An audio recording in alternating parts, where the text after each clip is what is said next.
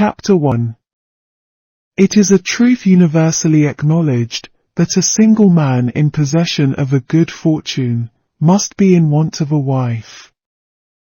However little known the feelings or views of such a man may be on his first entering a neighbourhood, this truth is so well fixed in the minds of the surrounding families, that he is considered as the rightful property of some one or other of their daughters. "My dear Mr. Bennet," said his lady to him one day, "have you heard that Netherfield Park is let at last?" Mr. Bennet replied that he had not. "But it is," returned she, "for Mrs. Long has just been here, and she told me all about it." Mr. Bennet made no answer. "Do not you want to know who has taken it?" cried his wife impatiently. "You want to tell me, and I have no objection to hearing it." This was invitation enough. "Why, my dear, you must know, Mrs. Long says that Netherfield is taken by a young man of large fortune from the north of England, that he came down on Monday in a chaise and four to see the place, and was so much delighted with it that he agreed with Mr. Morris immediately, that he is to take possession before Michaelmas, and some of his servants are to be in the house by the end of next week. What is his name? Bingley. Is he married or single? Oh, single, my dear, to be sure. A single man of large fortune, 4,000 or 5,000 a year. What a fine thing for our girls! How so? How can it affect them?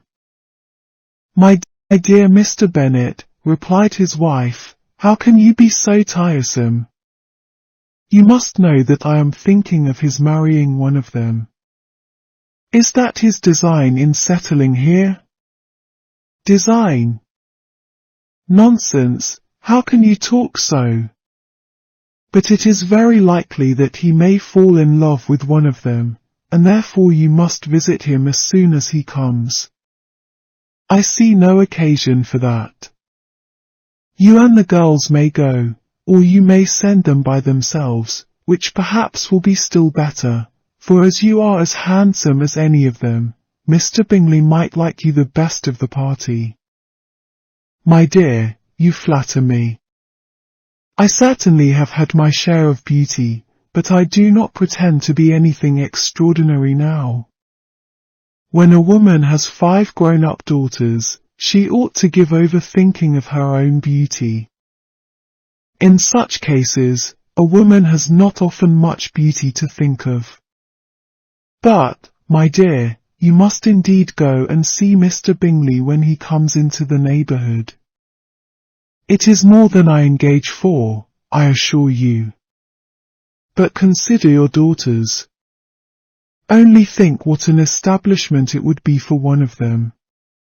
Sir William and Lady Lucas are determined to go, merely on that account, for in general, you know, they visit no newcomers. Indeed you must go, for it will be impossible for us to visit him, if you do not. You are over-scrupulous, surely. I dare say Mr. Bingley will be very glad to see you, and I will send a few lines by you to assure him of my hearty consent to his marrying whichever he chooses of the girls, though I must throw in a good word for my little Lizzie. I desire you will do no such thing. Lizzie is not a bit better than the others, and I am sure she is not half so handsome as Jane, nor half so good-humoured as Lydia. But you are always giving her the preference. They have none of them much to recommend them, replied he. They are all silly and ignorant like other girls, but Lizzie has something more of quickness than her sisters. Mr. Bennet, how can you abuse your own children in such a way? You take delight in vexing me. You have no compassion on my poor nerves. You mistake me, my dear. I have a high respect for your nerves.